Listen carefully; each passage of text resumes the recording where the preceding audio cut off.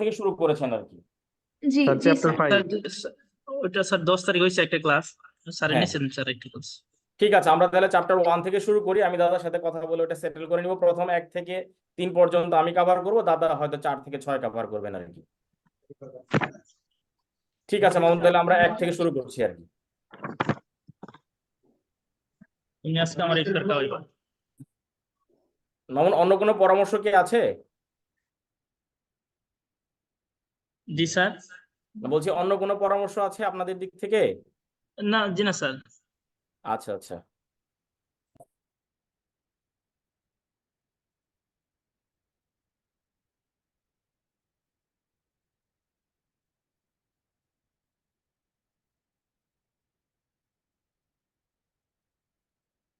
আচ্ছা, আমাদের পার্টিসিপেন্টদের সাথে একটু আলোচনা করি। আপনারা কি আমাদের এই সিলেবাসটা ভালোভাবে দেখার সুযোগ পেয়েছেন, বা সিলেবাস কি আপনারা দেখেছেন কিনা? স্যার সিলেবাস দেখেছি, কিন্তু স্যার আমরা তো হচ্ছে প্রথম দিন যে আমাদের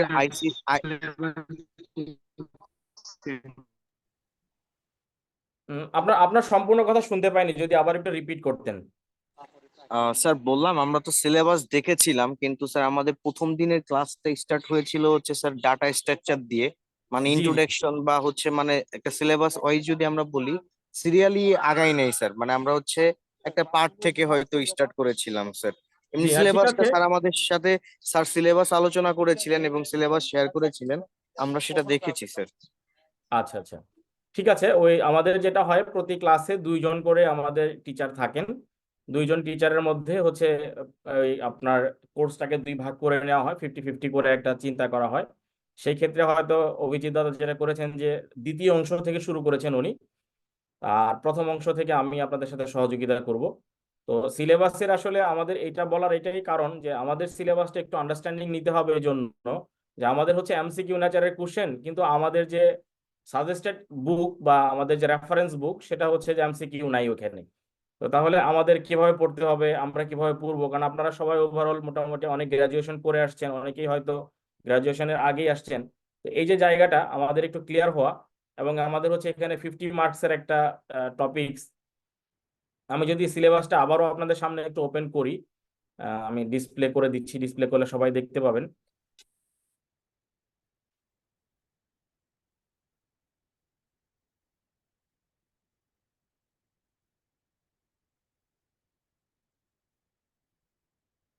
আমার মনে হয় আপনার সিলেবাসটা দেখতে পাচ্ছেন, আইডিয়া। জি স্যার, দেখতে পাচ্ছি। জি। তো আমরা এইটুকু যদি দেখি যে এইখানে স্পেসিফিকেশন গ্রিড অনুযায়ী আমাদের সিলেবাসটাকে একটু আইডিয়া করা হয়েছে, যে information system in business, information technology, তারপর e business system, electronic commerce system, তারপর হচ্ছে এন্টারপ্রাইজ বিজনেস সিস্টেম। এইভাবে এখানে 3টা বা 5টা অংশকে 3টা স্পেসিফিকেশন গ্রিডে 20-20-10 এভাবে 50 করা হয়েছে। তো এখানে যেটা হয়েছে, আপনি যেটা বলছেন, আমাদের অভিজিৎ দাদা হয়তো একটু শেষের দিকে শুরু করেছে, কিন্তু আমাদেরকে খেয়াল করতে হবে যে আমাদের ফান্ডামেন্টাল কিছু কনসেপ্ট এখানে দেওয়া আছে। এটার জন্য নিচে দেখেন রেফারেন্স বুক আছে আমাদের। রেফারেন্স বুক আছে উপরে নাকি?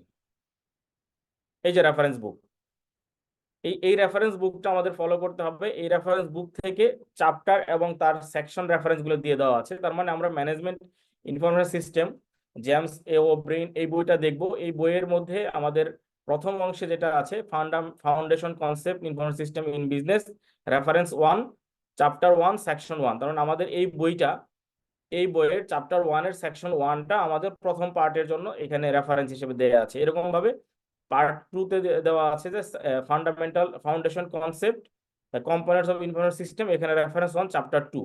তাহলে এইটা যদি আমরা প্রথমে দেখি এই বইটা রেফারেন্স আকারে, এই বইটার পাশাপাশি আমরা অনলাইন থেকে বা এমনিতে কিনতেও পাওয়া যায়, নীলক্ষেতে বিভিন্ন জায়গায় বিভিন্ন সোর্সে বই পাওয়া যায়।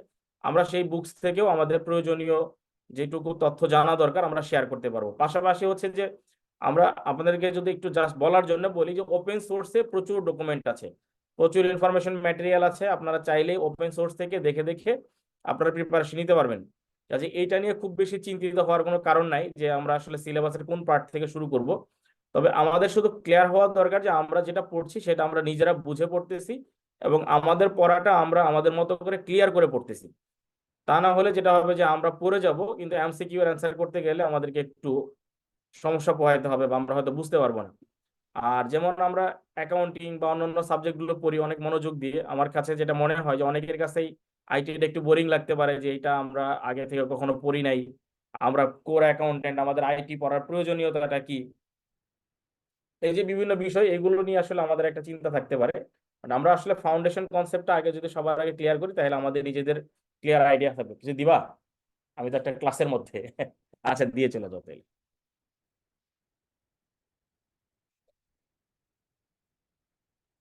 আচ্ছা, আমার স্ক্রিনটা কি সবাই দেখতে পাচ্ছেন? জি স্যার। আচ্ছা, আমাদের ওই যে বুকটা আমাদের রেফারেন্স আছে ওইখান থেকে এটা কপি করা, আমি এটা আপনাদেরকে মেইলে শেয়ার করে দিব। টোটাল বইটাও দিব, আবার চ্যাপ্টার আকারে কেটে কেটেও করা আছে, ছোট করা আছে, যেন আপনাদের প্রিন্ট করে বা পড়তে সহজ হয়। কারণ দেখা যায় যে অনেক ক্ষেত্রে প্রিন্ট করে আমরা নিজেরা পড়ালেখা করি। তো এখানে আমাদের সেকশন 1-এ আছে foundation concept information system in business.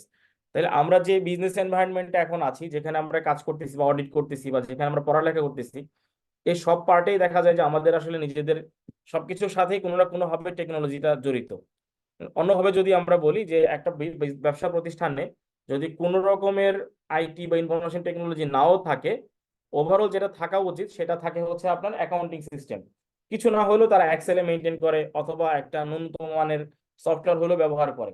তার মানে বিজনেস এনভায়রনমেন্টে দেখা যায় যে ইনফরমেশন টেকনোলজি আসলে কোনো না কোনো ভাবে যুক্ত হয়ে আছে।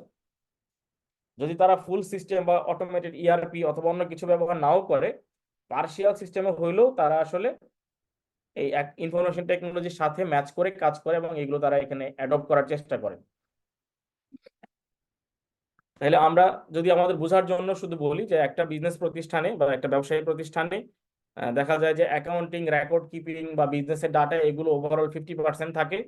এটা মেনটেন করার জন্য হইলেও সিস্টেমের প্রয়োজন হয়। তাহলে আমাদের প্রাইমারি কনসেপ্ট হচ্ছে ইনফরমেশন সিস্টেম ইন বিজনেস। তাহলে ইনফরমেশন সিস্টেমটা কি এটা একটু আমরা বুঝি, মানে আমাদের নিজেদের বেসিকটা ক্লিয়ার করার জন্য যে ইনফরমেশন সিস্টেম জিনিসটা কি। কেউ যদি আমাকে একটু সহযোগিতা করেন আপনার ভাষায়।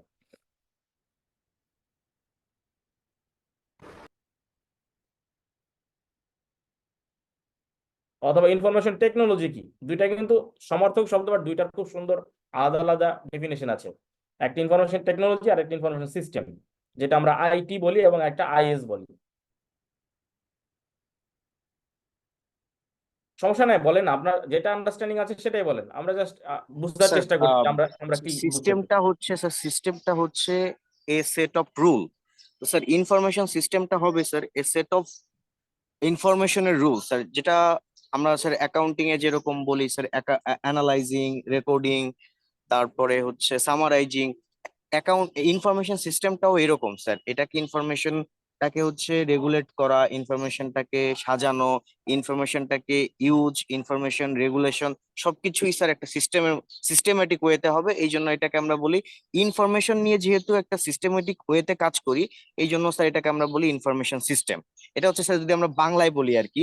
আর যদি স্যার জি, ইংলিশে একটু ভালো করে ডেফিনেশন দিতে যাই, তাহলে আমাদেরকে বলতে হবে sir a system is a group of interaction or interconnected sir, বা অথবা interrelated act according to set of rule, a form of information sir।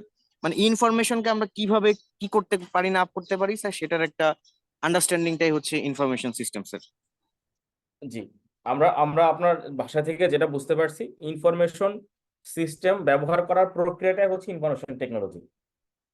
কারণ আমার যে সেট রুলস গুলো আছে বা যে একটা কমন গোল অ্যাচিভ করার জন্য আমরা সিস্টেমটা ডেভেলপ করতে চাচ্ছি, সিস্টেমের সাথে অনেকগুলো কম্পোনেন্ট থাকবে, হার্ডওয়্যার, সফটওয়্যার, প্রসেস, বা আরো যদি কোনো কম্পোনেন্ট এখানে inter related connected peripheral devices থাকে, সবকিছু মিলে সিস্টেম। এই সিস্টেমটাকে প্রপারলি মনিটর করে আমাদের রিকোয়ারমেন্টটা ফুলফিল করার প্রক্রিয়াটা হচ্ছে ইনফরমেশন টেকনোলজি।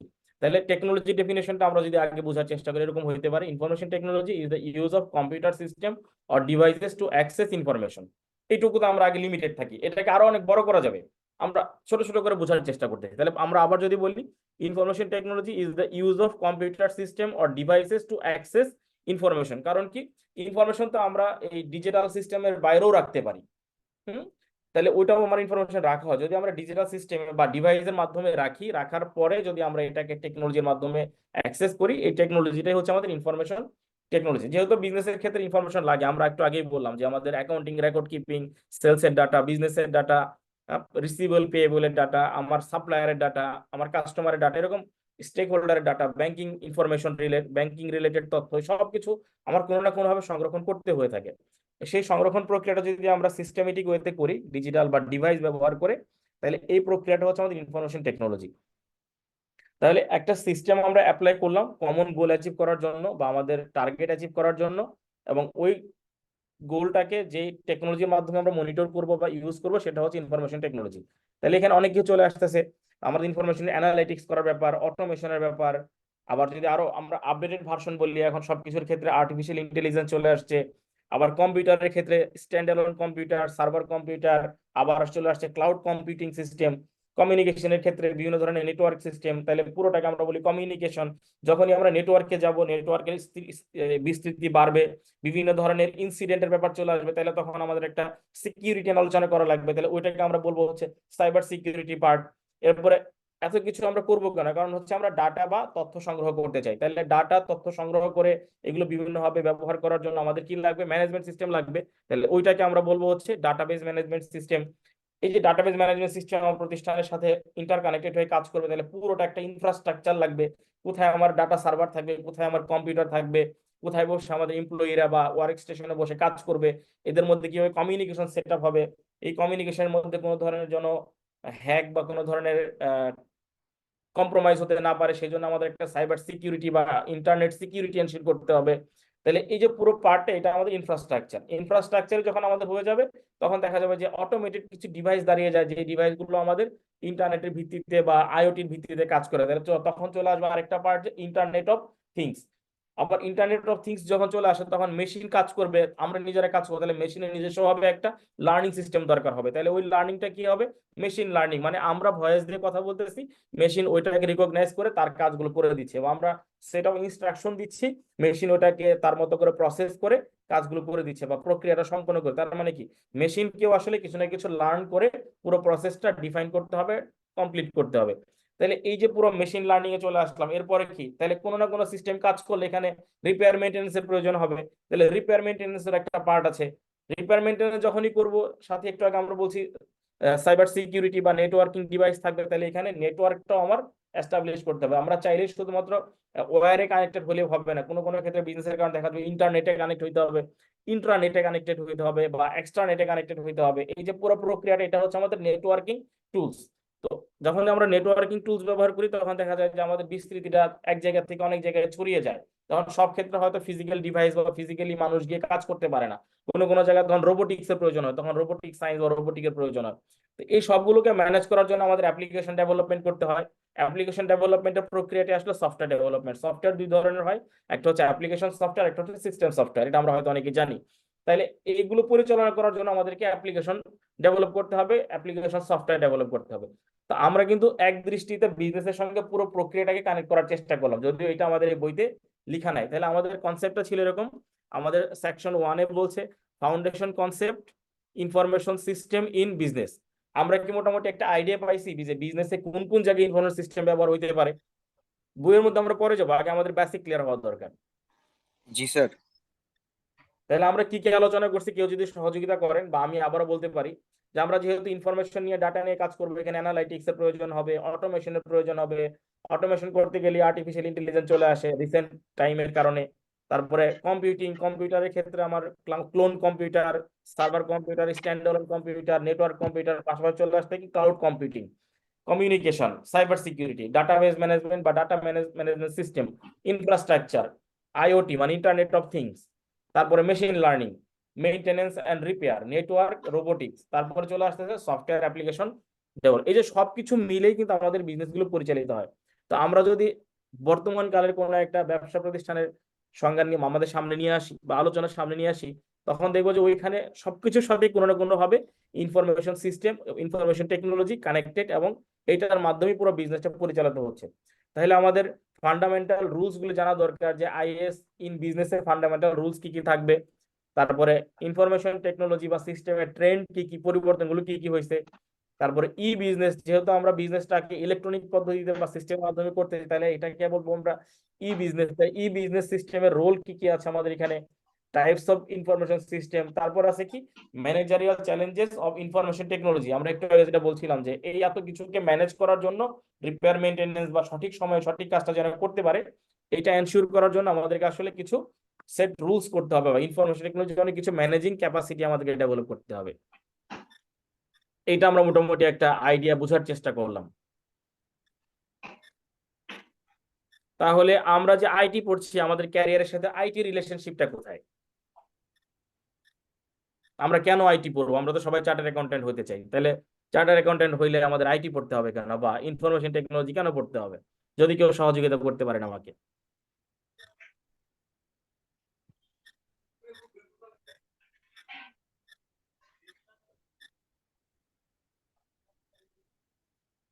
কেউ একজন সহযোগিতা করেন, তাহলে আমার একটু বুঝতে সহজ হবে। Sir I guess chartered accountancy করার জন্য আপনার তো অনেক ধরনের অ্যাকাউন্টিং সফটওয়্যার গুলো ইউজ করা লাগে অডিটিং এর জন্য, তো ওইগুলো কিভাবে কি চালু করবো, এর জন্য আইটি দরকার লাগতে পারে। তারপর যে আপনি ডেটা অ্যানালাইটিক্স মেনশন করলেন, ডেটা অ্যানালাইটিক্স কিভাবে কি করব, মানে ইকোনমিক ডিসিশনস নেওয়ার জন্য। তারপর তো অনেক সেন্সিটিভ ম্যাটেরিয়ালস আমরা মানে হ্যান্ডেল করতে হবে, তো মানে যে ইনফরমেশন সিকিউরিটি, সাইবার সিকিউরিটি বললেন, তো এই সব কিছুই আসলে কাজে লাগবে সিএ মানে প্রফেশনটার জন্য।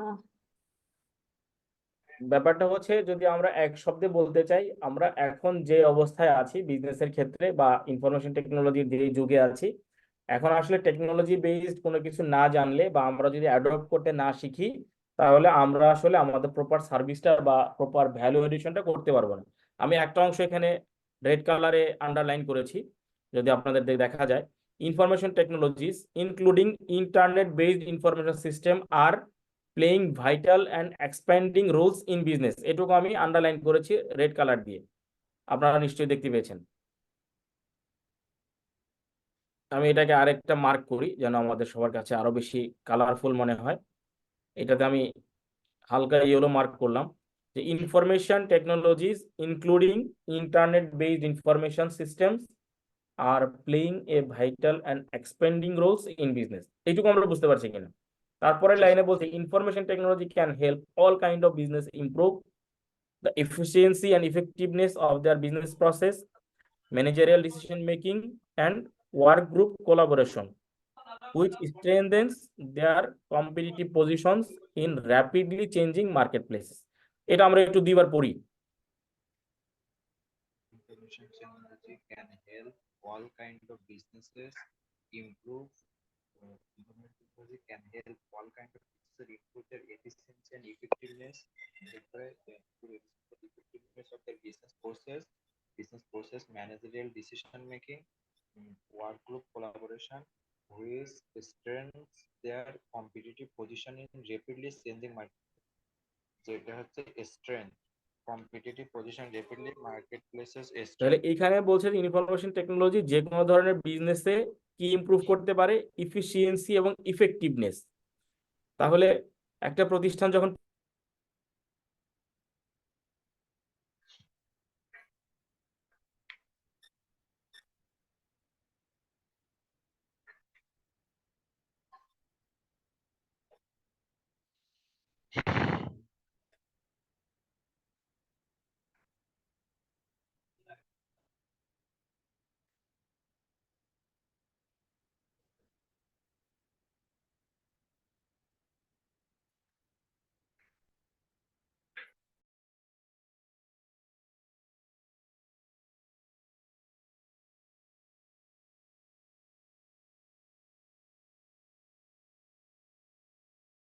আচ্ছা, আমরা যেখানে ছিলাম efficiency and effectiveness of the business process, এরপরে ম্যানেজারিয়াল ডিসিশন মেকিং। তার মানে কি, প্রত্যেকটা বিজনেসেই কিছু না কিছু ডিসিশন নেওয়ার ব্যাপার থাকে।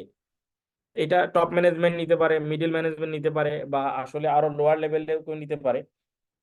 তাহলে এই যে ডিসিশন নেওয়ার প্রক্রিয়া, ডিসিশনটা যে নিবে তার কিছু একটা নির্দিষ্ট ডিসিশন মেকিং করার জন্য আইডিয়া থাকতে হবে, ইনফরমেশন থাকতে হবে, অথবা তার এক্সপিরিয়েন্স থাকতে হবে। এরপর কি বলছে যে অ্যান্ড ওয়ার্ক গ্রুপ কোলাবোরেশন। তাহলে আপনি বিজনেস যখন করতেছেন তখন বিভিন্ন ওয়ার্ক গ্রুপের মধ্যে একটা কোলাবোরেশন এস্টাবলিশ করা, which strengthens their competitive position in rapidly changing marketplace। কারণ এখনকার আমরা যে যুগে আছি, এই যুগে আমাদের বিজনেসের সিনারিও খুব র্যাপিডলি পরিবর্তন হয়, যেই পরিবর্তনটা আমরা ম্যানুয়ালি কপ আপ করতে পারবো না, আমাদেরকে অবশ্যই ইনফরমেশন টেকনোলজি বেসিসের উপরেই ডিপেন্ড করে করতে হবে।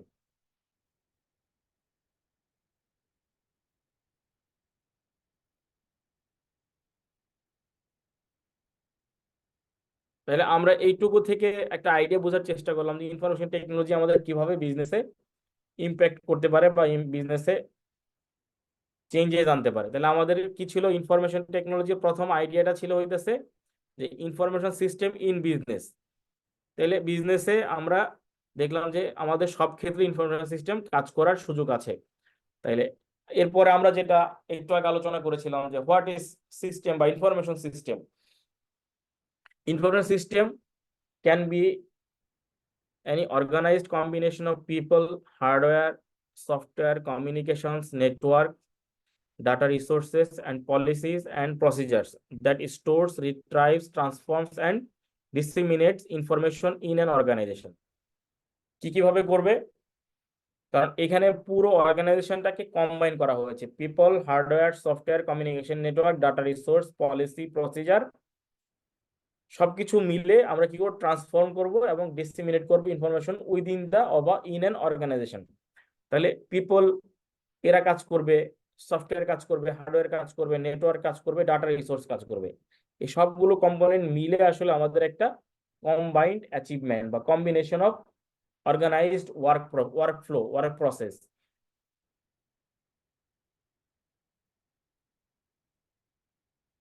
তো আমরা একটা দুটা সিস্টেমের ইনফরমেশনের উদাহরণ যদি আমরা বলতে পারি যে কি কি সিস্টেম আমরা সামনে আমাদের বিজনেস সেন্টারে বা আমাদের এখানে অফিসে দেখি।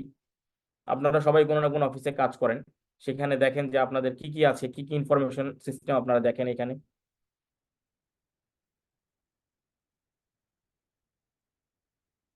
নিচেই এক্সাম্পল দেওয়া আছে।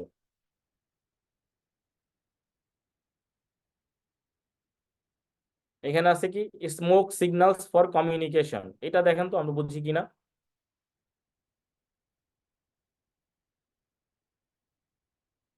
জি স্যার, বুঝতে পেরেছি স্যার। আদিম যুগে স্যার মানুষ যখন স্যার কমিউনিকেশনের জন্য বিভিন্ন ধরনের আগুন জ্বালিয়ে সংকেতের মাধ্যমে যে যোগাযোগ ব্যবস্থাটা চালু করেছিল, সেই ব্যবস্থাটাকে বোঝানো হয়েছে স্যার। জি, তাহলে দেখা যাচ্ছে যে কোনো না কোনো ভাবে আসলে এখানে সিস্টেম আগে থেকেই চালু ছিল। তাহলে আগে থেকে দেখা যায় কোনো না কোনো ভাবে ইনফরমেশন সিস্টেম আসলে ছিল, তখন অন্য ওয়েতে ছিল, আমাদের মতো করে ছিল না। এইটা একটা রিয়েল ওয়ার্ল্ড এক্সাম্পল, এটা আমরা পরে পড়ে নিব। এটা মানে আমাদের প্র্যাকটিক্যাল নলেজটাকে আরেকটু বুস্ট আপ করবে আর কি। তো আমরা এখানে দেখবো যে ইনফরমেশন সিস্টেমের এরিয়া কতগুলো আছে। তাহলে 5 area of information system knowledge. তাহলে কি কি জায়গায় আমাদের ইনফরমেশন সিস্টেমে নলেজ ডেভেলপমেন্ট করতে হবে? একটা হচ্ছে আমার ফাউন্ডেশন কনসেপ্ট, ইনফরমেশন টেকনোলজি, তারপরে বিজনেস অ্যাপ্লিকেশন, ডেভেলপমেন্ট প্রসেস, এই সব কিছু মিলে হয়ে গেছে আমাদের ইনফরমেশন সিস্টেম। তাহলে এই যে আমাদের 5টা প্রসেস, একটা হচ্ছে management challenges, information technologies, foundation concept, development process, business application, সবকিছু মিলে ইনফরমেশন সিস্টেম, এইটাই এখানে আলোচনা করা হয়েছে। তাহলে আমরা আমাদের বিজনেসের সাথে যদি মিলানোর চেষ্টা করি যে ইনফরমেশন সিস্টেমের যে 5টা কম্পোনেন্ট এখানে আছে, 5টা কম্পোনেন্টকে আমরা কিভাবে প্র্যাকটিক্যালি একটা বিজনেসের সঙ্গে ম্যাচ করাইতে পারি, আমরা যে কোনো একটা বিজনেসের আলোচনা করে এটাকে ম্যাচ করানোর চেষ্টা করব।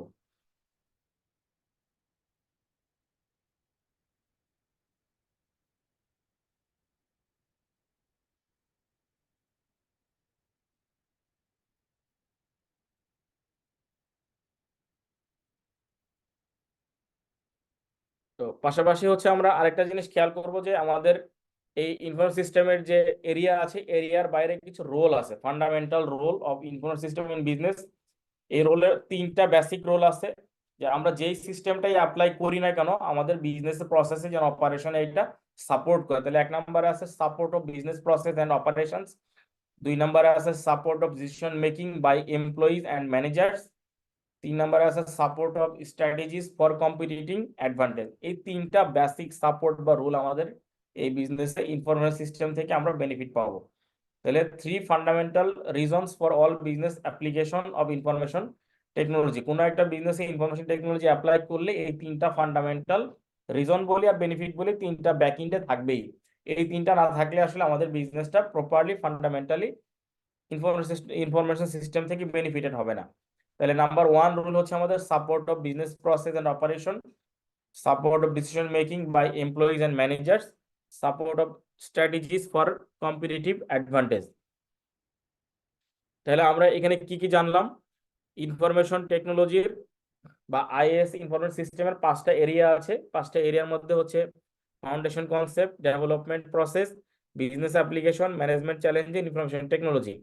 এরপরে আছে rule, foundation fundamental roles of IS in business, support of business process in and operation, support of decision making by employee and managers, support of strategies for competitive advantage।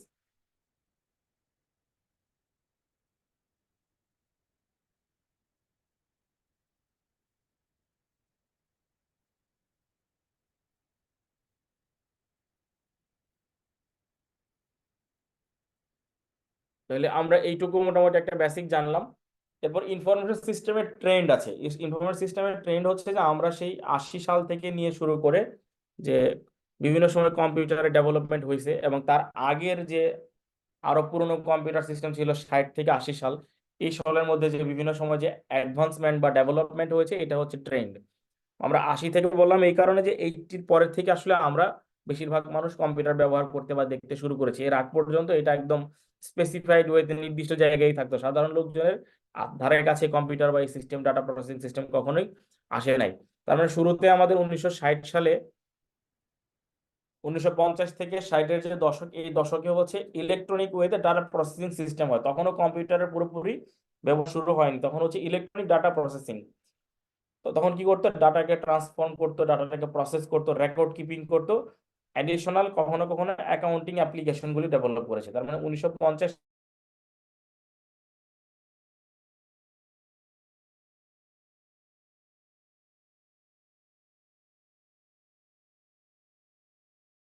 গুলো তারা ইনফরমেশন সিস্টেম থেকে collect করে নিতেন, সেই report, এবং এটা নিয়ে support decision making প্রসেসটাই ছিল এখানকার মূল পার্ট। তাহলে 60 থেকে 70s যে ডেভেলপমেন্ট হয়েছে, যে ট্রেন্ড হয়েছে, এটা হচ্ছে ডাটা প্রসেসিং এর পরের ধাপ হচ্ছে ম্যানেজমেন্ট ইনফরমেশন সিস্টেম। 70 থেকে 80s এর টাইমটাতে, এই দশকে হয়েছে ডিসিশন সাপোর্ট সিস্টেম। তার মানে আমরা প্রথমে দেখলাম যে electronically data processing system, data process করে ওইটা এমআইএস হয়ে গেল management information system. Management information system পরবর্তীতে ডিসিশন সাপোর্ট সিস্টেমে কাজ করছে। ডিসিশন সাপোর্ট সিস্টেমকে আমরা বুঝিয়ে বলবো। এর পরের দশকে বা এর পরের পার্টটাতে এসে আমাদের এন্ড ইউজার কম্পিউটার বা স্ট্র্যাটেজিক সাপোর্ট সিস্টেমটা চালু হয়। এন্ড ইউজার কম্পিউটিং সিস্টেম মূলত চালু হয় 80 দশক থেকে। Direct computing support for and user productivity and work group collaboration. তাহলে আরেকটা প্রোডাক্ট হচ্ছে executive information system, expert support system এবং স্ট্র্যাটেজিক ইনফরমেশন সিস্টেম বা স্ট্র্যাটেজিক ইনফরমেশন ম্যানেজমেন্ট সিস্টেম। তাহলে এই যে পরের দশক, এই পরের দশকে আসলে মূলত কম্পিউটার বা কম্পিউটিং সিস্টেমের প্র্যাকটিক্যাল ডেভেলপমেন্ট হয়। এরপর হচ্ছে ইলেকট্রনিক ডাটা অ্যান্ড কমার্স, মানে 90 থেকে 2000-এর সময়টাতে কম্পিউটারের ব্যবহার করে বিজনেস কিভাবে অ্যাডভান্স করা যায়, নর্মাল বিজনেসকে ম্যানুয়াল সিস্টেমটাকে কিভাবে ইলেকট্রনিক্যালি বা ই কমার্স বা ই বিজনেস সিস্টেমে ডেভেলপ করা যায়, ওই ডেভেলপমেন্টটা হয়। এবং ওয়ার্ল্ড ওয়াইড বা ইন্টারনেটের যে ব্যাপক ব্যবহার, এটা এই সময়টাতে শুরু হয়। তাহলে ইলেকট্রনিক কমার্স, ইন্টারনেটের ব্যবহার, এক্সট্রানেটের ব্যবহার, এটা শুরু হয় মূলত 90 থেকে 2000-এর মধ্যে। তাহলে ট্রেন্ড হচ্ছে আমাদের 50 থেকে 60 পর্যন্ত একটা ট্রেন্ড, সেটা হচ্ছে আমাদের ইলেকট্রনিক ডাটা প্রসেসিং সিস্টেম। 60 থেকে 70 পর্যন্ত একটা ট্রেন্ড, সেটা হচ্ছে ম্যানেজমেন্ট ইনফরমেশন সিস্টেম ডেভেলপমেন্ট। 70 থেকে 80s-এর যে ট্রেন্ড, সেটা হচ্ছে ডিসিশন সাপোর্ট সিস্টেম। 80s থেকে 90-এর মধ্যে and user computing system, executive information system, expert system, finally strategic information management বা ইনফরমেশন সিস্টেম। 90 থেকে 2000-এ মূলত হয়েছে ইন্টারনেট বেস ই বিজনেস এবং e commerce system, web base বা web enable enterprise, global e business operation এবং electronic commerce, e commerce, internet, এক্সট্রানেট।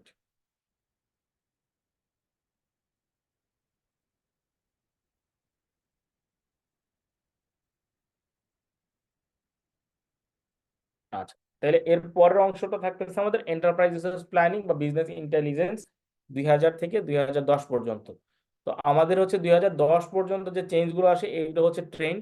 এর পরের change গুলো আসলে বেসিক রিয়েল ওয়ার্ল্ড চেঞ্জ, কারণ এখন প্রত্যেকটা ডেভেলপমেন্ট বা প্রত্যেকটা ইনোভেশন এমন পরিবর্তন আনে যে আগের থেকে সবকিছু মোটামুটি নতুন ধরনের হয়ে যায়। এই জন্যই তখন আর ট্রেন্ড থাকে না, তখন নতুন নতুন আবিষ্কার চলে আসে, নতুন নতুন কম্পোনেন্ট চলে আসে। তো ট্রেন্ড অ্যানালাইসিস আমাদের 2010 পর্যন্ত আছে। তো আমরা আবার একটু এই গ্রাফটা দেখি, এই লেখাগুলি দেখি, দেখে যদি কোনো প্রশ্ন থাকে আমরা শেয়ার করতে পারি।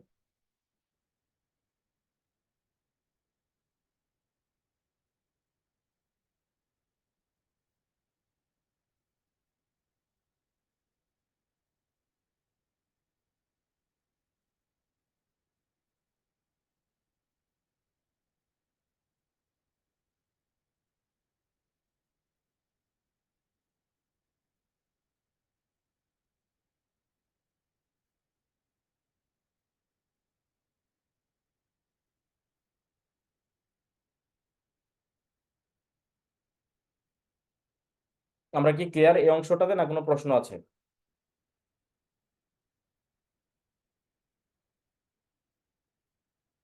স্যার ডিসিশন সাপোর্টে এর জন্য কিছু কথা বলতে চাইছিলেন স্যার? হ্যাঁ, ডিসিশন সাপোর্টের জন্য আমাদের আলাদা একটা টপিকসই আছে, তারপরেও বলি সংক্ষেপে যে আমরা যে ডিসিশনগুলি নেই আমাদের নিজেদের মনের ইচ্ছে মতো বা আমরা আমাদের পরিকল্পনা থেকে, আমাদের অভিজ্ঞতা থেকে নেই। যখন ডিসিশন সাপোর্ট সিস্টেম আমার বিজনেসের ভিতরে কাজ করবে, তখন সে যেটা করবে, তার এর আগে যদি সিমিলার টাইপের কোনো প্রবলেম হয়ে থাকে বা এই ধরনের কোনো অপারেশনে ডিসিশন নেওয়ার প্রয়োজন হয়, তাহলে ওই রেজাল্টটাকে অ্যানালাইসিস করে ডিসিশন সাপোর্ট সিস্টেম অটোমেটিক কিছু সাজেশন প্রোভাইড করে। এর বাইরে যেটা করতে পারি, আমরা ডিসিশন সাপোর্ট সিস্টেম থেকে অল্টারনেটিভ ইনফরমেশন কালেক্ট করতে পারি, যে কোন সিদ্ধান্ত নিলে আমার বিজনেসের ইম্প্যাক্ট কি হইতে পারে, অথবা কম্পিটিটর অ্যানালাইসিসের ক্ষেত্রে আমাদেরকে হেল্প করে যে আমার কম্পিটিটরের কি কি ডাটা কালেক্ট করে নিলে আমার এই প্রোডাক্টের সাথে বা এই সার্ভিসের সাথে তাকে আমি অ্যানালাইসিস করে আমার সিদ্ধান্ত নিতে পারি। তো অনেক কিছুই আসলে এখানে আমার সিস্টেম থেকে ইনফরমেশন গুলো পেয়ে যাই, কারণ আমার এখানে প্রচুর ডাটা এন্ট্রি করা থাকে, স্ট্র্যাটেজিক ডাটা থাকে, আমার বিজনেস ডাটা থাকে, ট্রানজেকশনাল ডাটা থাকে, আমার পিআর কোম্পানি বা কম্পিটিটর অ্যানালাইসিস ডাটা থাকে, এবং মার্কেট এবং স্টেক হোল্ডার ডাটা থাকে। এই সমস্ত কিছু থাকলে এখান থেকে আমাদের ডিসিশন নেওয়াটা অনেক সহজ হয়। এই যে আমাদের কিছু ডিসিশন নেওয়ার ক্ষেত্রে অল্টারনেটিভ অপশনগুলি ডিফাইন করে, ইনফরমেশন কালেক্ট করে ওইখান থেকে সিদ্ধান্ত নিতে সহযোগিতা করে, পুরো প্রসেসটা হচ্ছে আমাদের decision support system. Decision support system নিয়ে আমাদের আরো অনেক আলোচনা আছে, আমরা সামনে আবারও বলবো। এটা জাস্ট বেসিকটা আমাদেরকে বলে। এখন আমরা ট্রেন্ড যেটা দেখলাম এখানে, এইটুকু আমরা ক্লিয়ার কিনা? জি স্যার, ক্লিয়ার। যে সবার দিক থেকে যদি ক্লিয়ার থাকে তাহলে আমরা পরের টপিকসে যাবো আর কি।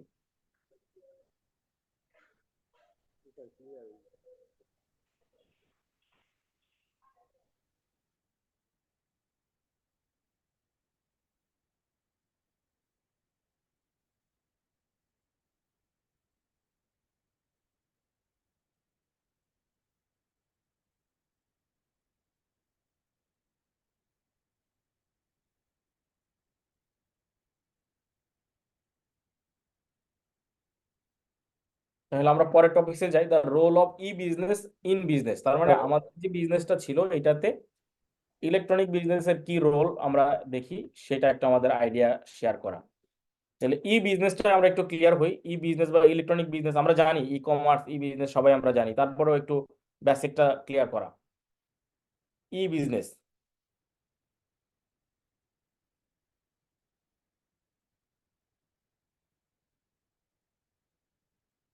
ই বিজনেসের পুরো ফর্মটা হচ্ছে electronic business. Electronic business in any kind of business or commercial transaction that includes sharing information across the communication কোন কোন ক্ষেত্রে ইন্টারনেট দিয়ে হইতে পারে বা অন্য কোনো যদি মেথড থাকে সেটা দিয়ে, এবং কমার্শিয়াল অ্যাক্টিভিটিস না থাকলে ওটা আবার ই বিজনেস হবে না। তাহলে এখানে ই বিজনেসের একটা ডেফিনেশন আমরা আগে থেকে মার্ক করে রাখছি। ই business as the use of internet technologies to work and empower business process, e-commerce and enterprise collaboration within a company and with its customers, suppliers and other business stakeholders। আমরা এটা একটু মোটামুটি ভালো করে বোঝার চেষ্টা করি বা মনে করার চেষ্টা করি। আমি আবারও এটা কালারফুল করে দিই যেন সবার দেখতে সহজ হয়। এখানে আমরা বলছি e business as the use of internet technologies to work and empower business process e-commerce and enterprise collaboration within a company and with its customers, suppliers, and other business stakeholders. একটু মনোযোগ দিয়ে আমরা এই ডেফিনেশনটা দেখি।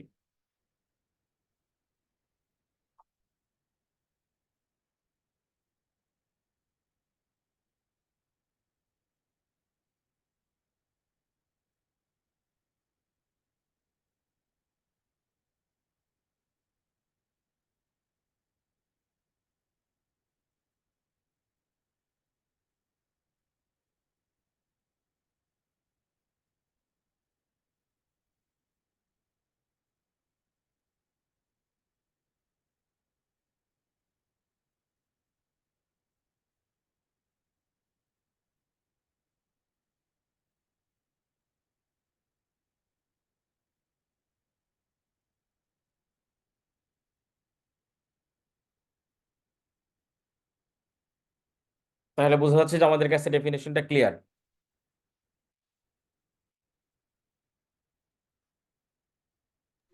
জি স্যার। জি ধন্যবাদ। না, এটা clear হওয়ার মতোই ডেফিনেশন, খুবই সহজ। আমরা এবার তিনটা শব্দ একটু ক্লিয়ার হতে চাই। একটা শব্দ হচ্ছে ইন্টারনেট, একটা হচ্ছে ইন্ট্রানেট, একটা হচ্ছে এক্সট্রানেট।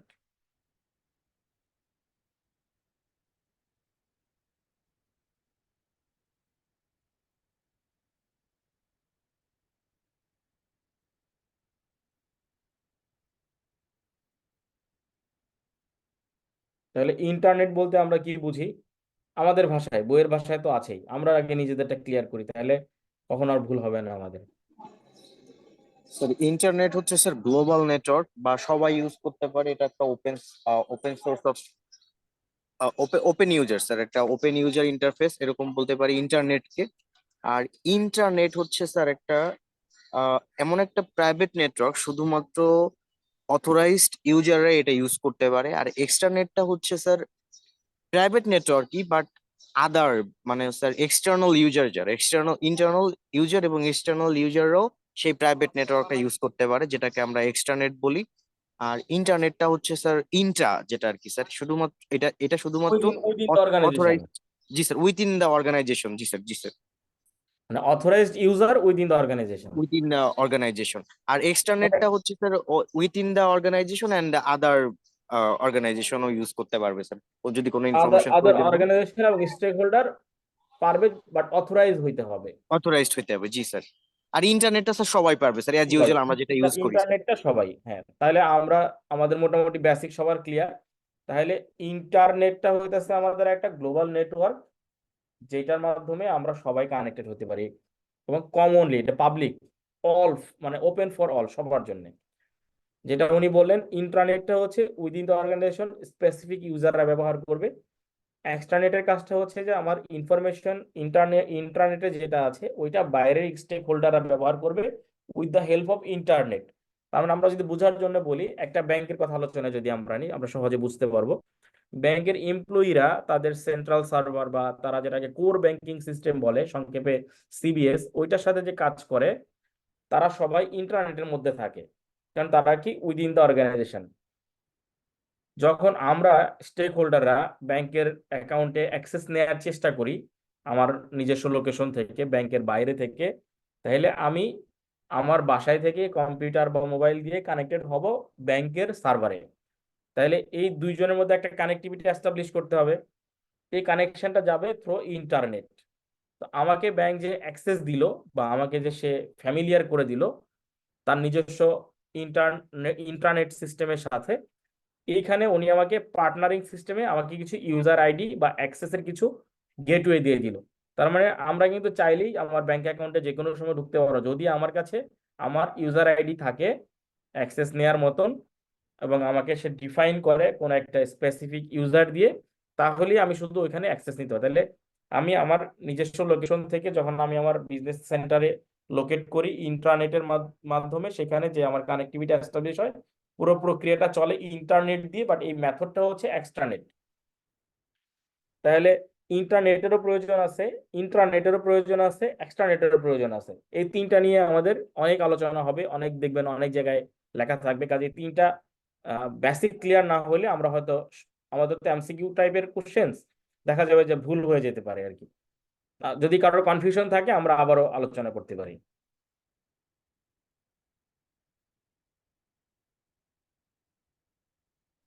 স্যার এক্সট্রানেটটা আবার একটু বললে ভালো হতো। জি জি জি, অবশ্যই। এক্সট্রানেটের পার্টটা হচ্ছে যে আমরা বাইরে থেকে কোনো একটা বিজনেস সেন্টারে যখন ইনফরমেশন বা তথ্য নেওয়ার চেষ্টা করি, তখন বাইরের ইউজার কিন্তু তাদের ইউজারকে চেনাইতে হবে। তাহলে ওইখানে আমার একটা লগ ইন ক্রিডেন্সিয়াল তারা দিয়ে দেয়, মানে আমাকে একটা নোন ইউজার হিসেবে তারা ডিফাইন করে। এই নোন ইউজারটা যখন আমার ওই ইন্টারনেটের মাঝখানে অ্যাক্সেস দিতে হয়, তখন একটা কমিউনিকেশন বা কানেক্টিভিটি এস্টাবলিশ করতে হয়, কারণ আমার সঙ্গে তার ব্যাংকের কোনো ওয়্যারে কানেকশন নাই, আমি ইন্টারনেটের মাধ্যমে যাচ্ছি। তাহলে আমি এক্সটার্নাল পার্টি ওইখানে ইন্ট্রানেটে কানেক্টেড হব। এই যে পুরো মেসেজটা বা পুরো প্রক্রিয়াটা, এই পুরো প্রক্রিয়া হচ্ছে এক্সট্রানেট। তাহলে এটা কি হচ্ছে যে ট্রানজেকশন অথবা trading between an enterprise and a partner, অথবা transaction and trading between enterprise and its customer, এরকম হইতে পারে। বা আমরা একটু আগে যে এক্সাম্পলটা বললাম, ব্যাংকের কথা বললাম, transaction and information trading between bank and a account holder, এটা হচ্ছে এক্সট্রানেট। আর ব্যাংকের নিজস্ব এমপ্লয়িরা তাদের যে ইন্টারনাল সার্ভারে কাজ করে, এটা হচ্ছে ইন্ট্রানেট। আর এই যে এক্সট্রানেটের পার্টে যারা আছে তাদেরকে ইন্টারনেটে কানেক্টিভিটি এস্টাবলিশ করার জন্য আমাদের ইন্টারনেটের হেল্প নিতে হয়, গ্লোবাল নেটওয়ার্কের।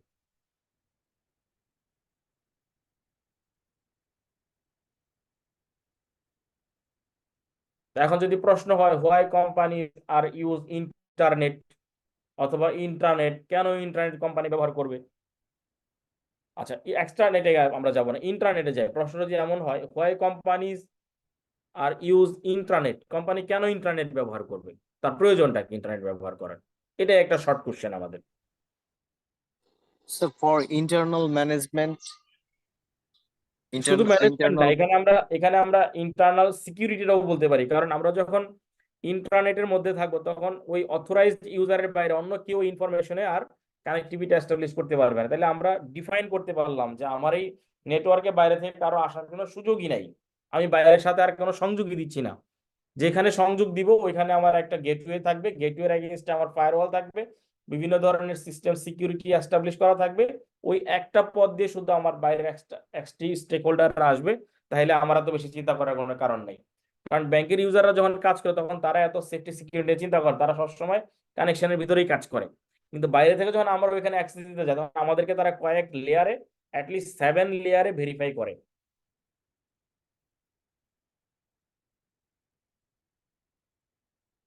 তাহলে এক্সট্রানেট ইন্টারনেট বিজনেসের প্রয়োজন কেন? আমরা একটু আগে ই বিজনেসের কথা বললাম।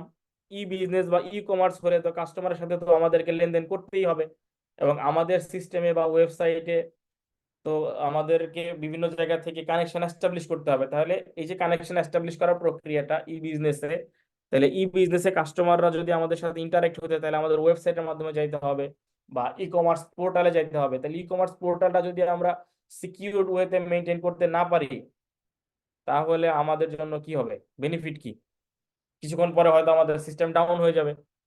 তাহলে সেফটি সিকিউরিটি এনশিওর করা লাগবে। এনশিওর করতে গেলে আমাদেরকে এই যে ইন্ট্রানেট, এক্সট্রানেট, ইন্টারনেট বিভিন্ন গুলোর জন্য আলাদা আলাদা করে ইউজার ডেফিনেশন, আলাদা আলাদা করে system integration, firewall definition, access management, এই সব কিছু তখন আমাদের প্রিপেয়ার করতে হবে, আলাদা আলাদা সেট রুলস থাকবে। তাহলে ই বিজনেসে আমাদের রোল কি কি আমরা এটা একটু বুঝে গেলাম। এটা একটা typical example for e commerce business বা ই বিজনেস। টিপিক্যাল এক্সাম্পল কেন বলছি টিপিক্যাল, কারণ এর বাইরে অনেক কিছুই থাকতে পারে, এটা জাস্ট আমাদের বোঝার জন্য। আমরা দেখি কি কি আছে এখানে, একটু ছবির দিকে তাকাই।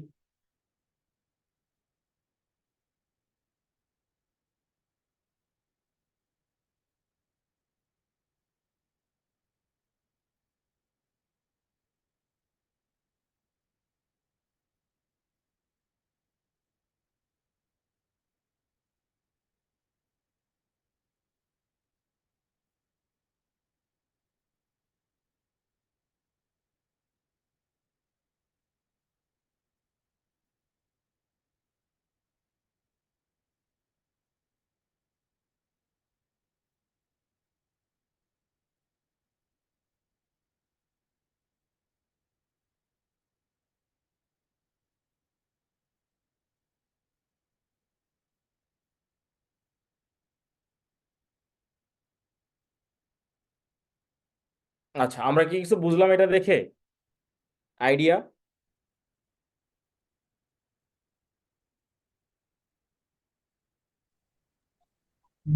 স্যার এটা ম্যানুফ্যাকচারিং এন্ড প্রোডাকশনের মধ্যে যে বাকি ইয়াগুলো আছে সবার সাথে একটা নেটওয়ার্ক কমিউনিকেশন আছে, এটা ইন্টারনেটের মাধ্যমে আর কি যোগাযোগটা হয়ে থাকে। আর এটা একটা এরিয়া রয়েছে যেটা একটা কোম্পানির মধ্যে, আর মানে এই সম্পূর্ণটাকে আমরা এক্সট্রানেট বলতেছি।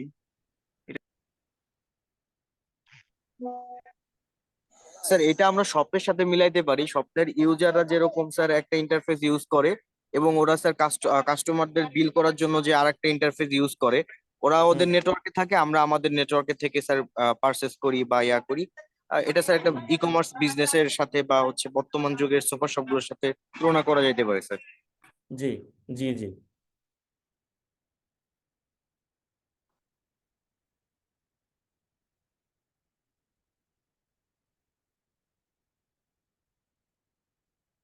আচ্ছা, এটা নিয়ে আর কি ডিটেইল ডিসকাশন প্রয়োজন আছে নাকি আমরা মোটামুটি ক্লিয়ার?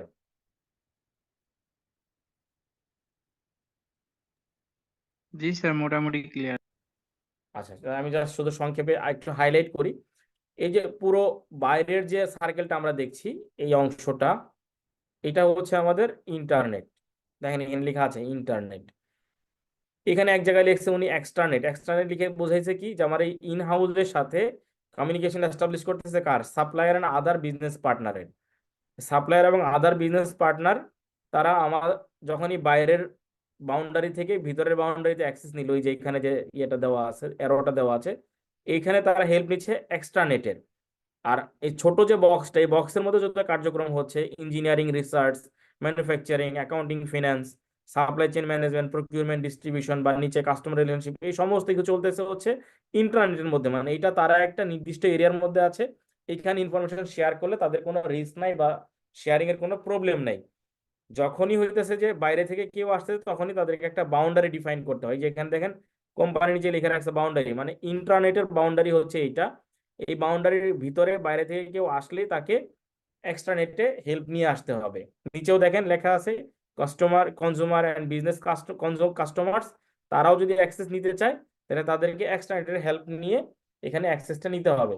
তাহলে আমরা যে তিনটা শব্দ শিখলাম কিছুক্ষণ আগে, ইন্টারনেট, এটা ওয়ার্ল্ড ওয়াইড সবার ক্ষেত্রেই আছে, মানে বাইরে বাইরে, ভিতরে নাই, কোম্পানির ভিতরে নাই।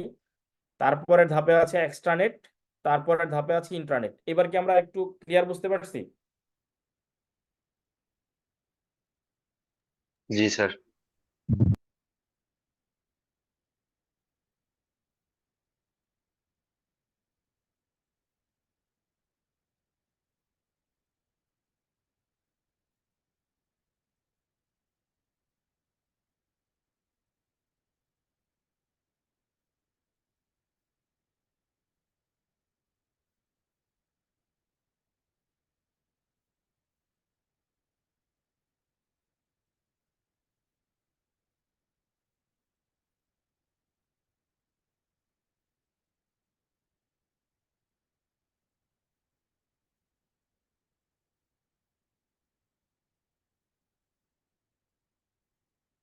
ই কমার্সের একটা কঠিন সংজ্ঞা শিখি আমরা।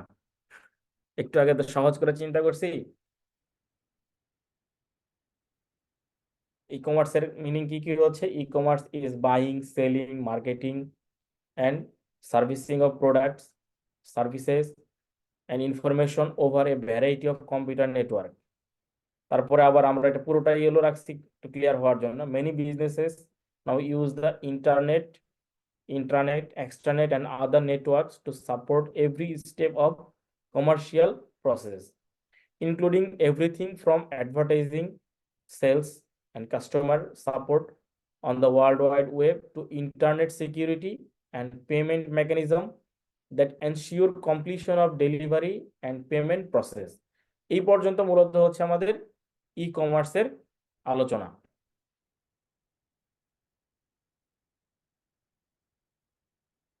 আপনারা একটু মনোযোগ দিয়ে এটা দেখবেন, এখানে অনেক কিছুই আমাদের যদি কনফিউশন থাকে আমরা ক্লিয়ার করার চেষ্টা করব। আবারও দেখেন যে e commerce is the buying, selling, marketing, servicing of product, services and information over a variety of computer networks. Many businesses now use the internet, intranet, extranets, and other network to support every step of commercial process, including everything from advertising, sales, and customer support on the World Wide Web to internet security and payment mechanism that ensure completion of delivery and payment process. তার মানে একটা বিজনেসের সমস্ত কিছুই তারা আসলে এই online বা ই কমার্স ইন্টারনেটের সহযোগিতা নিয়ে করতে চাচ্ছে। কোনো কিছু এখানে ম্যানুয়ালি করার তাদের প্ল্যান নাই, মানে যেটা এখানে লেখা আছে।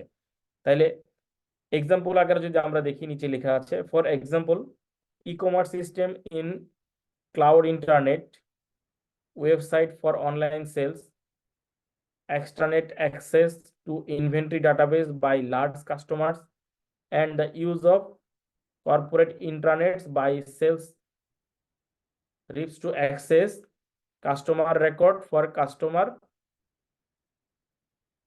relationship management. তাহলে আমরা ইন্ট্রানেট এবং এক্সট্রানেট তিনটার সহযোগিতা নিয়েই আমাদের ই কমার্স বিজনেসটাকে পরিচালনা করি। তাহলে টাইপস অফ ইনফরমেশন সিস্টেম এখন আমাদের একটু দরকার, যে ইনফরমেশন সিস্টেম কত টাইপের হয়, কি কি হয়, আসছে, এটা তো লেখা আসে না এখানে, মাঝখানে লেখাগুলি পড়া যাবে না।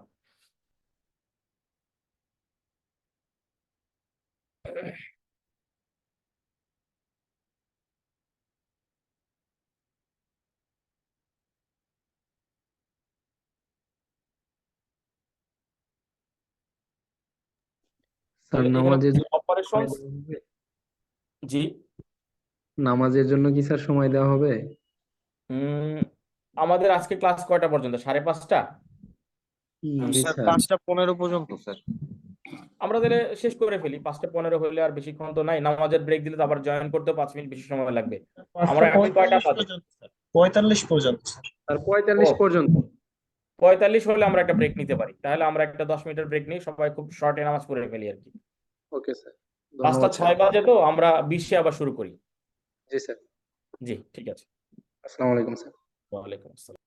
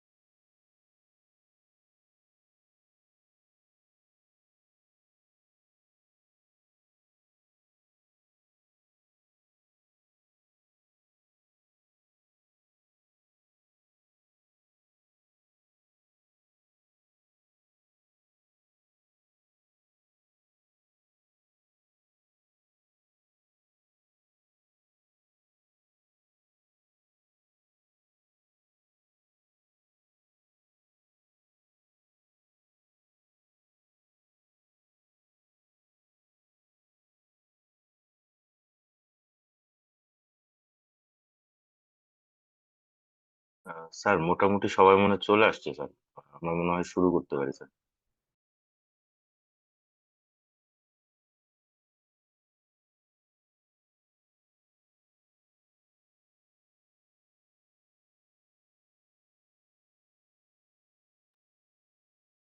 তো আমরা স্টার্ট করি, আমাদের তো 5টা বিশ্বের সময় ছিল। আমাদের এর পরের টপিকসটা আছে হচ্ছে types of information system. Information সিস্টেমের কতগুলো টাইপ আছে আমরা একটু বোঝার জন্য বলি। অপারেশনাল সাপোর্ট সিস্টেম, তারপর information system, management information system, এগুলোকে বিভিন্নভাবে ক্যাটাগরাইজ করা হয়। ক্যাটাগরির পর্যায়টা হচ্ছে যে আমাদের বিজনেসের রিকোয়ারমেন্ট অনুযায়ী। তো আমরা নিচে যদি দেখি, আমাদের অপারেশনাল সিস্টেমের সঙ্গে 3টা বেসিক কম্পোনেন্ট আছে অপারেশনাল সাপোর্ট সিস্টেমের সাথে। একটা হলো ট্রানজেকশন প্রসেসিং সিস্টেম, একটা প্রসেস কন্ট্রোল সিস্টেম, আর একটা হচ্ছে এন্টারপ্রাইজ কোলাবোরেশন সিস্টেম। তো এর বাইরে স্যার আছে আমাদের, জি স্যার উপরের পেজের যেই জিনিসগুলো বুঝতে পারছিলাম না স্যার, এগুলো একজন চ্যাট বক্সে দিয়েছে, মুইন নাম মেবি।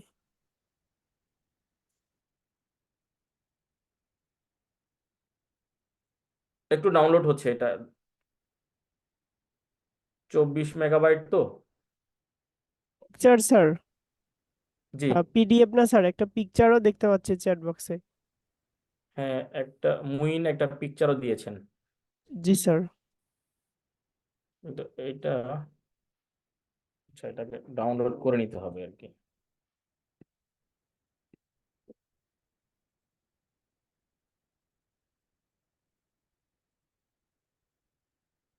পিডিএফটাও দেখি যে পিডিএফটা কি। স্যার পিডিএফটা স্যার ফুল বই আর কি স্যার। না, ফুল বই তো আমাদের কাছে আছে, ওইটা লাগবে না। ফুল বই তো আমাদের সবার কাছে আছে। আচ্ছা, যেটা হচ্ছে জেপিজি দিয়েছে, এটা আমার এখানে ওপেন হচ্ছে না। অন্য কেউ কি একটু শেয়ার করবেন, বা আমাকে যদি কেউ দিয়ে দেন। স্যার এটা আমার ল্যাপটপেও শেয়ার হচ্ছে না, মানে আমি ওপেনই করতে পারছি না এটা। হ্যাঁ, আমিও ওপেন করতে পারি নাই, সেজন্য হেল্প চাচ্ছি যে কেউ ওপেন করতে পেরেছেন কিনা।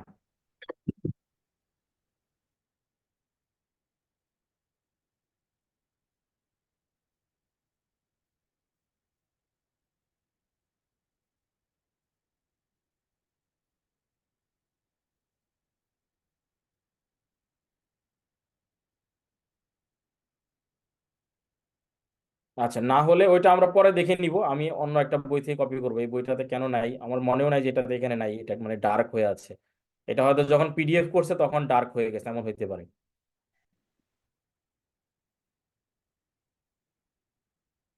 পিডিএফ করার সময় এটা ডার্ক হয়ে গেছে।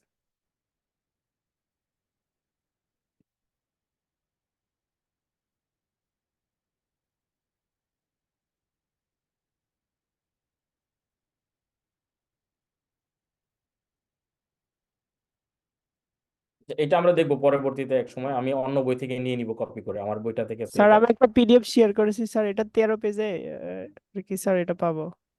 আচ্ছা, দেখি চ্যাট বক্স থেকে আমরা নিতে পারি কিনা।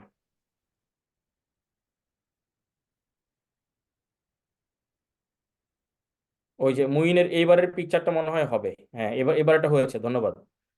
এবার এটা হয়েছে, আমরা এটা সেভ করে রাখছি।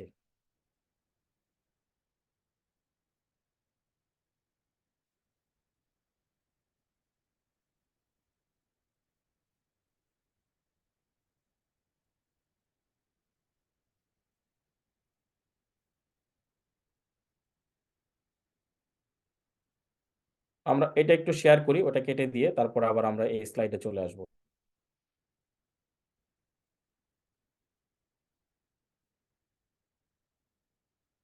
দেখতে পাচ্ছেন আপনারা?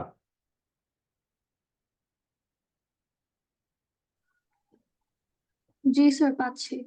জি, জি স্যার। আমরা আমরা ইনফরমেশন সিস্টেমের বিভিন্ন টাইপগুলো, প্রকারভেদগুলো দেখতেছিলাম। ইনফরমেশন সিস্টেমের 2টা মেজর পার্ট, একটা হচ্ছে operational support system, operation support system, এটা হচ্ছে ম্যানেজমেন্ট সাপোর্ট সিস্টেম।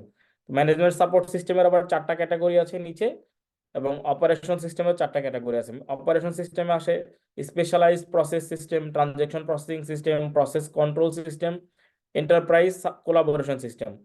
আর ম্যানেজমেন্ট সাপোর্ট সিস্টেমের আন্ডারে আছে management information system, decision support system, executive information system, specialized processing system. এইগুলোকে কাভার করার জন্য বা পুরো প্রসেসটাকে এক্সিকিউটিভ সিস্টেমে ডেপ্লয় করার জন্য expert system, knowledge management system, strategic information system এবং ফাংশনাল বিজনেস সিস্টেম, এই চারটাকে কম্বাইন করা হয়েছে। এই চারটা আসলে টোটাল ইনফরমেশন সিস্টেমের সাথেই আসলে কানেক্টেড থাকবে। বাট ইনফরমেশন সিস্টেমের এই নিচের যে চারটা, এই চারটা ইনফরমেশন বা ডাটাগুলি কালেক্ট করবে আসলে অপারেশন থেকে অথবা ম্যানেজমেন্ট সাপোর্ট সিস্টেম থেকে। কারণ অপারেশনাল যে ডাটাগুলো, এই ডাটাগুলো রেগুলার বিজনেসের অ্যাক্টিভিটি থেকে, ট্রানজেকশন থেকেই আসে।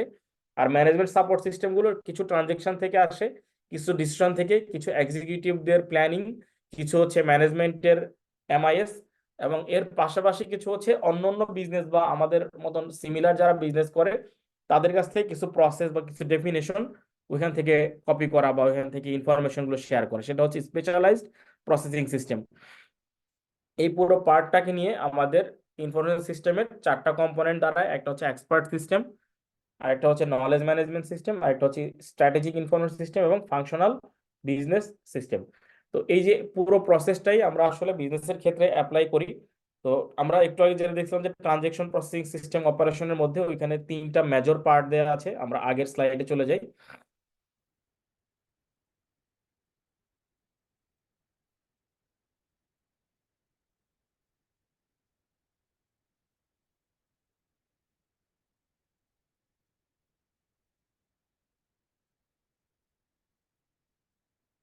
তিনটা মেজর পার্ট আছে অপারেশনাল সাপোর্ট সিস্টেম, একটা হচ্ছে ট্রানজেকশন প্রসেসিং সিস্টেম, একটা প্রসেস কন্ট্রোল সিস্টেম, আদার হচ্ছে এন্টারপ্রাইজ কোলাবোরেশন সিস্টেম। এই তিনটার মাধ্যমে আসলে পুরো ট্রানজেকশন প্রসেসিং সিস্টেমটা কভার আপ হয়, অপারেশন থেকে সমস্ত তথ্যগুলি এখান থেকে পায়। এর পরের পার্টে আছে আমাদের প্রসেস কন্ট্রোল এবং ম্যানেজমেন্ট কোলাবোরেশন। তো ম্যানেজমেন্ট সাপোর্ট সিস্টেম বা এমআইএস এর ক্ষেত্রে আমাদের কিছু রিকোয়ারমেন্ট থাকে, ওই রিকোয়ারমেন্টের বেসিক কম্পোনেন্ট গুলো ম্যানেজমেন্ট সাপোর্ট সিস্টেমে কি কি আছে: ম্যানেজমেন্ট ইনফরমেশন সিস্টেম, সংক্ষেপে এমআইএস, ডিসিশন সাপোর্ট সিস্টেম এবং ডিএসএস অথবা এক্সিকিউটিভ ইনফরমেশন সিস্টেম ইআইএস। এই এমআইএস কে পুরো ডিফাইন করার জন্য আমাদের নিচের তথ্যগুলির সহযোগিতা লাগে। পাশাপাশি হচ্ছে যে ডিসিশন সাপোর্ট সিস্টেমে এমআইএস এর কম্পোনেন্ট গুলো ক্লাস্টার অনুযায়ী এবং ফরকাস্ট, প্রফিটেবিলিটি, প্রাইসিং অথবা রিস্ক ম্যানেজমেন্ট সিস্টেম, এরকম বিভিন্ন বিজনেসের রিকোয়ারমেন্ট অনুযায়ী ইনফরমেশনগুলোকে ডিজাইন করা থাকে বা ক্যাটাগরাইজ করা থাকে। ক্যাটাগরাইজ ইনফরমেশন থেকে আমাদের তথ্য সংগ্রহ করে পরবর্তী ডিসিশন নেওয়াটা অনেক সহজ হয় বলেই ডিসিশন সাপোর্ট সিস্টেম নামে এটাকে পরিচিত করা। এরপরে একটা কমন আইটেম আছে আমাদের এক্সপার্ট সিস্টেম। এক্সপার্ট সিস্টেম আসলে একটা নতুন ধরনের পদ্ধতি, যেটাতে আসলে দেখা যায় যে আমাদের রেগুলার যে ধরনের সমস্যা বা প্রবলেম বা অপারেশনের বিভিন্ন কোর্স গুলো থাকে সেগুলো তার সিস্টেম থেকে অটোমেটিক্যালি সে রিপ্লাই করতে পারে based on his knowledge. Previously তাকে যে নলেজ বা যে ট্রেনিংটা যে শিখিয়ে দেওয়া হয়েছে সেটা অনুযায়ী সে এটাকে রেসপন্স করে। তো expert system can provide expert advice for operational courses like equipment, diagnostics, and managerial decisions such as portfolio management. ওইখানে খাবো।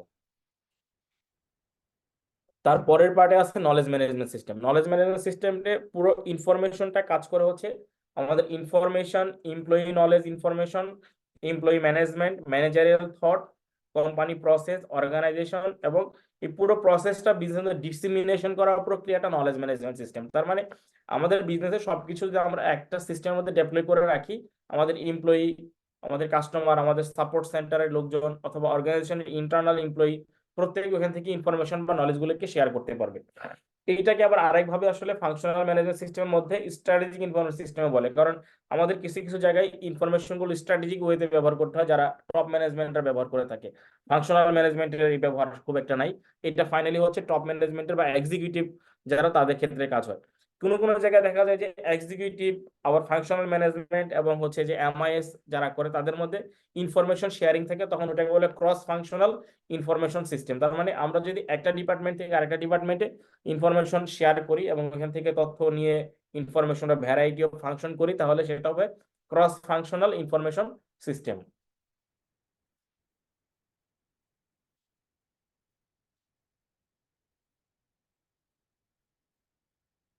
এরপরে আছে আমাদের managerial challenges. Information system manage করতে গেলে কি কি চ্যালেঞ্জ মিনিমাম ফেস করতে হয় ইনফরমেশন টেকনোলজির ক্ষেত্রে। আমরা সবার আগে যেটা জানি যে গভর্নমেন্টের কিছু ইনফরমেশন এখানে আমাদের থাকে, তারপরে বিজনেসের কিছু ইনফরমেশন বা কিছু চ্যালেঞ্জেস থাকে, বিজনেসের কিছু চ্যালেঞ্জ থাকে। এই সমস্ত কিছু নিয়ে ম্যানেজমেন্টকে বা ম্যানেজারিয়াল ফাংশন যারা পালন করে তাদেরকে পুরো বিজনেসটাকে মনিটর করতে হয় এবং লজিস্টিক এবং টেকনোলজির দিক থেকে পুরো সাপোর্টটাকে এনশিওর করতে হয়। তো লজিস্টিক বললাম এই কারণে যে আমাদের যেহেতু ক্রস ফাংশনাল কাজগুলি আছে, অন্য ডিপার্টমেন্ট থেকে তথ্য সংগ্রহ করার আছে, transaction processing, operation, MIS, data management, এই সব জায়গা থেকে ইনফরমেশন নিয়ে কাজ করতে হবে। তাহলে এই ইনফরমেশনগুলো শেয়ার করার জন্য ইন্টারনাল একটা কোলাবোরেশন প্রয়োজন হয়। এই পুরো কোলাবোরেশনের প্রক্রিয়াটা পরিচালিত হয় হচ্ছে ডাটাবেজ ম্যানেজমেন্ট সিস্টেম থেকে অথবা বিজনেসের অপারেশনাল ইনফরমেশন সিস্টেম থেকে। তাহলে ইনফরমেশন টেকনোলজির যে পার্টগুলো আমরা জানলাম, তারপরে এইটার বিভিন্ন পার্ট, এটার রোল, এইটার এরিয়া, তারপরে আমরা জানলাম expert system, knowledge management system, distance support system, MIS system. এই সবগুলোই কিন্তু আমাদের বিভিন্নভাবে এমসিকিউ এর মাধ্যমে প্রশ্ন করবে, মানে আমরা যেরকম করে দেখলাম এরকম করে নাও হতে পারে। কাজেই আমাদের এই চ্যাপ্টারটা আরেকটু ভালো করে সবার পড়তে হবে। পরের দিন আমরা কিছু এমসিকিউ আলোচনা করব। তাহলে এই চ্যাপ্টার থেকে কি কি এমসিকিউ হইতে পারে, জাস্ট কিছু সম্ভাব্য, এর বাইরেও হতে পারে, আমাদের আইডিয়ার জন্য আমরা কিছু শেয়ার করব। তো লাস্টলি যেটা আছে যে আইটিতে বা ইনফরমেশন টেকনোলজিতে সাকসেস অথবা এটার ফেলিওর হিস্ট্রি গুলো কেন হয়। সাকসেস আসলে সব ক্ষেত্রে আমরা চিন্তা করি সাকসেস ডিপেন্ড করে effectiveness of information technology in support of organization business strategy. কারণ বিজনেস স্ট্র্যাটেজির সাথে ইনফরমেশন টেকনোলজি যদি ইফেক্টিভলি কাজ করে তাহলে ওইখানে সাকসেস হওয়ার সম্ভাবনা অনেক বেশি, যেটা বিজনেসকে এনাবেল করবে, প্রসেসকে ডিফাইন করবে, বিজনেস প্রসেসকে অ্যাক্সিলারেট করবে, এনহ্যান্স করবে, অর্গানাইজেশনাল স্ট্রাকচারকে ডেভেলপ করবে, কালচারগুলোকে ডেভেলপ করবে, সেল বা কাস্টমার বেনিফিট ইনক্রিজ করবে। ওভারঅল বিজনেসের একটা ভ্যালু এডিং ইম্প্যাক্ট হবে, বিজনেসের ভ্যালু কালচারটা এন্টারপ্রাইজে একটা ইম্প্যাক্টফুল হবে। তাহলে ওই পুরো প্রক্রিয়াটা সাকসেস ডিপেন্ড করবে হচ্ছে আমাদের effective use of information technology in supporting and organization business strategy. এই পর্যন্তই আমরা আজকে রাখি, আজকে আর বেশি দূর না যাই। আমরা যেটা করব নেক্সট দিন, এখান থেকে আমরা কিছু সম্ভাব্য এমসিকিউ আলোচনা করব। আপনারাও পড়ে যদি আপনাদের কোনো জায়গায় গ্রে এরিয়া থাকে বা বুঝতে সহজ না হয়, কঠিন লাগে, আমাকে যদি প্রশ্ন করেন আমি বুঝাই বলার চেষ্টা করব। আর পাশাপাশি হচ্ছে আমাদের আরেকটা কাজ করতে হবে যে এই টপিকস গুলো সম্বন্ধে বেসিক নলেজ রাখা। প্রয়োজন হলে আপনারা কিছু গুগলে সার্চ করতে পারেন, ইউটিউবে কিছু ভিডিও পাওয়া যায়, এই শুধু টপিকসটা দিয়েই সার্চ করবেন, দেখবেন অনেক বেসিক ইনফরমেশন পেয়ে যাবেন গুগল থেকে। সেগুলো পড়লে বা দেখার সুযোগ পেলে মনে থাকবে। কারণ হচ্ছে যে অনেক সময় দেখা যায় যে বিভিন্ন ভিজুয়াল ইফেক্ট গুলো মনে থাকে, শুধু শুধু শুনলে বা দেখলে মনে নাও থাকতে পারে। একসাথে যখন ইম্প্যাক্ট হয়, ভিজুয়াল ইম্প্যাক্ট হয়, তখন এটা বেশি মনে থাকে আমাদের আর কি। তো আমরা আজকে যেটুকু দেখলাম এইটুকুর মধ্যে কারোর যদি কোনো প্রশ্ন থাকে আমাকে শেয়ার করতে পারেন।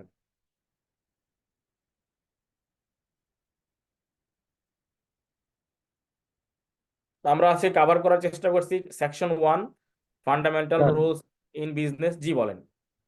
স্যার এই যে enterprise resource planning and business intelligence, sir এইখানে একটু সমস্যা ছিল স্যার। আমাদের ম্যানুয়ালে স্যার 2000 সম্পূর্ণ আছে টিল এখন পর্যন্ত, বাট আপনি তখন বলছেন যে স্যার 2000 থেকে 2010 ওইখানে আছে স্যার। এইখানে একটু স্যার বোঝার সমস্যা ছিল এই যে স্যার। আমি এই বইটা আপনাদেরকে মেইলে দিয়ে দিই এখনই। এই বইয়ের মধ্যে আছে 2010 পর্যন্ত আছে। আমি বইটা আপনাদের সবাইকে মেইলে দিয়ে দিচ্ছি, তাহলেই তো হলো।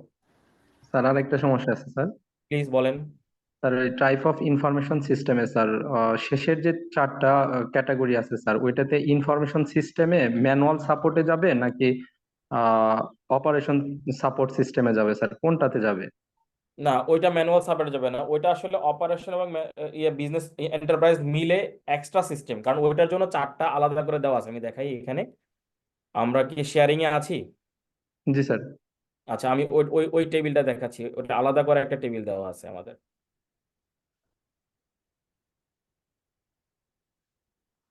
এই যে এখানে আদার ক্যাটাগরি ইনফরমেশন সিস্টেম, এখানে দেখেন expert system, knowledge management system, এটা হচ্ছে ফিগার 1.11।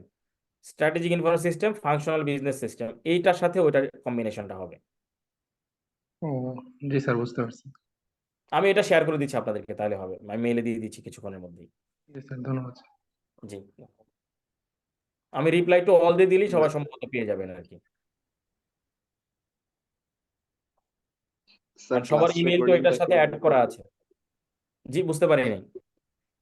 স্যার ক্লাস রেকর্ডিংটা কি আমরা পেতে পারি? এইটা আমার কাছ থেকে না, এটা ইনস্টিটিউট থেকে আপনারা পাবেন। কারণ আমার কাছে রেকর্ড হচ্ছে না, রেকর্ড হচ্ছে ক্লাউডে। স্যার আসলে মানে আমাদের ওকে সিনিয়ররা যেটা বলছে যে স্যার প্রতিটা ক্লাসের আমরা রেকর্ডিং গুলা পাবো, বাট আমরা অলরেডি 4টা ক্লাস করছি স্যার, এখনো আমরা একটা ক্লাসেরও রেকর্ডিং পাইনি স্যার। ভাই রেকভারিটা পাবেন, ওইটা হচ্ছে গিয়ে 7 দিন পরে মামুন ভাই আমাদেরকে দিয়ে দিবেন, তখন আমরা আপনাদেরকে দিয়ে দিব, আপনি একটু ধৈর্য ধরেন, ওটা পেয়ে যাবেন। আচ্ছা আচ্ছা, ঠিক আছে, একটা তো আশ্বস্ত হওয়া গেল।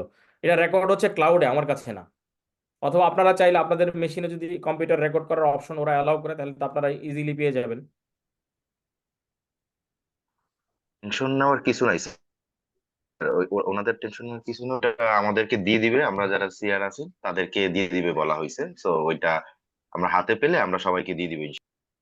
ঠিক আছে, ক্লাস রিপ্রেজেন্টেটিভরা দায়িত্ব নিয়ে এটা করে দিবে ইনশাআল্লাহ। স্যার তাহলে একটু কনফার্ম করতে চাচ্ছিলাম, আগামী ক্লাস মাল্টিপল চয়েস কোয়েশ্চেন গুলো আপনি সেকশন 1 থেকে ডিসকাস করবেন তাই না? তো ওটা একটু ভালো মতো করে মানে রিভাইজ দিয়ে আসবো। জি জি জি জি জি।